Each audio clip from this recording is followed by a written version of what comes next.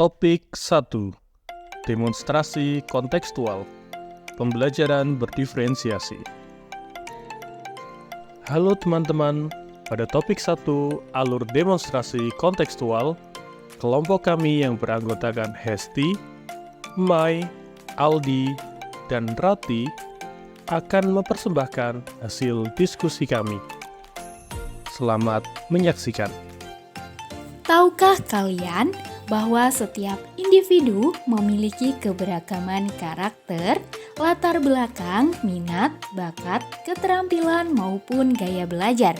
Keberagaman yang terjadi mempengaruhi kebutuhan belajar setiap individu, sehingga perlu disesuaikan dengan menerapkan pembelajaran berdiferensiasi. Pengertian pembelajaran berdiferensiasi menurut Tomlinson adalah usaha untuk menyesuaikan proses pembelajaran dengan memberikan beragam cara melalui diferensiasi konten, proses, produk, serta lingkungan belajar, dan asesmen awal di kelas untuk memenuhi kebutuhan belajar peserta didik sebagai individu. Atau bisa dikatakan juga bahwa pembelajaran yang memberi keleluasaan dan mampu mengakomodir kebutuhan peserta didik untuk meningkatkan potensi dirinya sesuai dengan kesiapan belajar, minat, dan profil belajar peserta didik yang berbeda-beda. Unsur-unsur pembelajaran berdiferensiasi terdiri atas 1. Konten 2. Proses 3. Produk dan 4. Lingkungan belajar. Contoh keragaman anak di kelas. Yang pertama, keragaman agama. Di kelas ada beragam kepercayaan yang dimiliki oleh peserta didik seperti agama Islam, Katolik, Kristen, Buddha, dan Hindu. Meskipun ada beragam agama, namun guru harus dapat memberikan arahan kepada peserta didik untuk saling menghormati, dan guru juga harus dapat menyesuaikan proses pembelajaran dengan mengajari agama sesuai dengan mayoritas peserta didik. Yang kedua, keragaman sikap atau kepribadian. Setiap individu pasti memiliki sifat atau kepribadian yang berbeda dengan individu lain. Kepribadian inilah yang menjadi ciri khas dari setiap peserta didik, di mana adanya kepribadian peserta didik yang cenderung pendiam, adapun peserta didik yang aktif.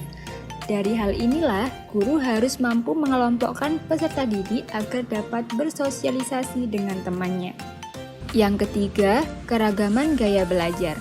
Saat di kelas, gaya belajar setiap anak juga berbeda-beda, yaitu ada anak yang lebih suka belajar dengan menggunakan audio atau melalui suara, adapun anak yang lebih menyukai belajar dengan menggunakan visual atau gambar-gambar, serta ada anak yang lebih menyukai belajar dengan langsung praktik. Yang keempat, keragaman minat dan keterampilan. Setiap peserta didik juga memiliki minat dan keterampilan yang berbeda-beda. Antara lain, adanya peserta didik yang terampil dalam menggambar atau ahli di bidang seni, ada yang menyukai pembelajaran yang berhubungan dengan angka, ada yang menyukai pembelajaran agama, dan ada pula peserta didik yang senang dalam pembelajaran umum. Yang kelima, keragaman tingkat kognitif. Peserta didik juga memiliki tingkat kepintaran yang berbeda, yaitu ada anak yang dapat dengan cepat memahami materi pembelajaran, ada yang pada kategori sedang dalam memahami pembelajaran, dan ada pula yang termasuk dalam kategori rendah atau lambat dalam menangkap materi pembelajaran, sehingga butuh bimbingan lebih bagi guru untuk mengajarinya. Teori pendukung pembelajaran berdiferensiasi. 1. Teori sistem ekologi. Uri Bronfenbrenner merupakan ahli yang mengemukakan teori sistem mengenai ekologi yang menjelaskan perkembangan individu dalam interaksinya dengan lingkungan di luar dirinya yang terus-menerus mempengaruhi segala aspek perkembangan. Teori sistem ekologi merupakan pandangan sosiokultural Bronfenbrenner tentang perkembangan yang terdiri dari 5 sistem lingkungan. mulai dari pengaruh interaksi langsung pada individu hingga pengaruh kebudayaan yang berbasis luas. Kelima sistem ekologi tersebut adalah mikrosistem, mesosistem, ekosistem, makrosistem, dan kronosistem. 2. Multiple intelligence. Teori yang mengatakan bahwa tidak ada manusia yang tidak cerdas. Paradigma ini menentang teori dikotomi cerdas tidak cerdas. Gardner juga menentang anggapan cerdas dari sisi 10 intellectual quotient yang menurutnya hanya mengacu pada 3 jenis kecerdasan, yakni logika matematik, linguistik, dan spasial.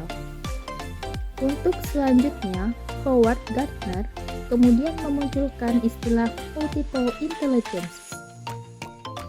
Istilah ini kemudian dikembangkan menjadi teori melalui penelitian yang rumit, melibatkan antropologi, psikologi kognitif, psikologi perkembangan, psikometri, studi biografi, fisiologi hewan, dan neuroanatomi.